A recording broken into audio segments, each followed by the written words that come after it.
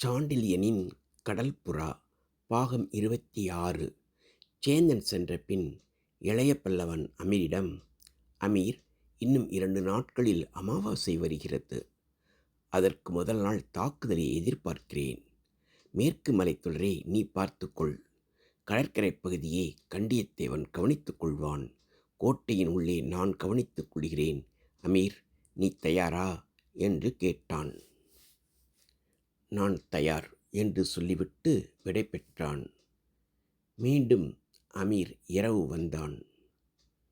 என்ன அமீர் என்று இளைய பல்லவன் கேட்டான். அமீர் ஓர் ஓலையை காட்டினான். ஓலையை பார்த்த இளைய பல்லவன், இப்போது புரிகிறது இந்த கோட்டையின் ரகசியம் என்று முணுமுணுத்தான். அமீரின் காதில் ஏதோ ரகசியம் சொன்னான். அமீரும் மகிழ்ச்சியுடன் சென்றான்.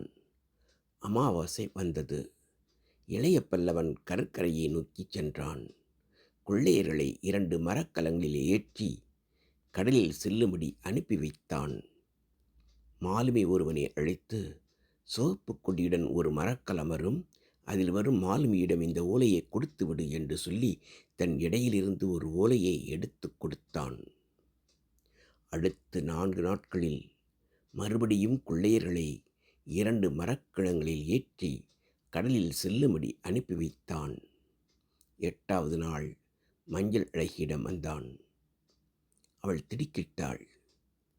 அவள் எடையில் தன் கையை வைத்தான். மனைவியாகும் முன் ஒரு பெண்ணை தொடுவது முறையல்ல. மனைவியாக வேண்டியவள்தானே. மஞ்சளழகி, நான் சொல்வதை கேள். எல்லாம் உன் நன்மைக்காக. வருகிற அமாவாசை அன்று பெரிய நிகழ்ச்சிகள் ஏற்படும். ஆனால் நீ இங்கு இருக்க மாட்டாய். திரும்பி வரும்போது சிறப்புடன் வருவாய்.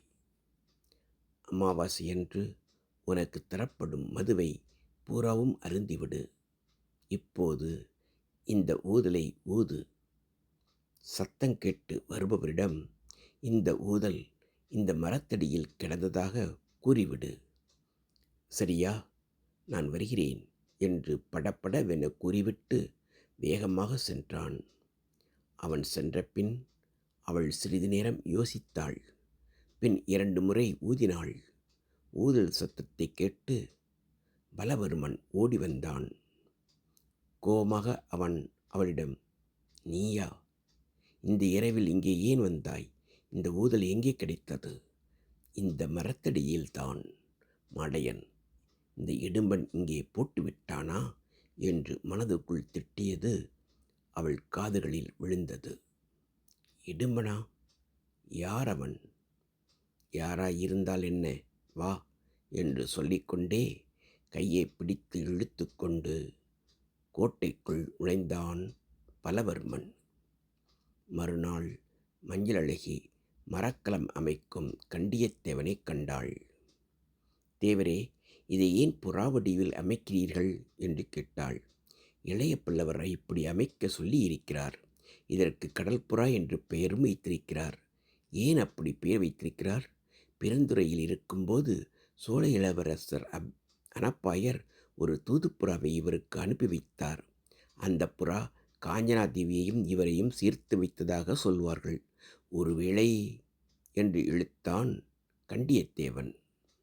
போதும் உங்கள் ஊகம் என்று சொல்லிக்கொண்டே ஓடி வந்தாள்.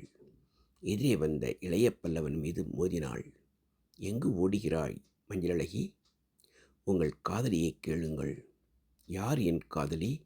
அதோ என்று மரக்கலத்தை காட்டிவிட்டு அவன் மார்பில் மயங்கி சாய்ந்தாள். அவளை தூக்கி தோளில் போட்டுக்கொண்டு கோட்டையை நோக்கி நடந்தான் இளைய பல்லவன். தொடரும்.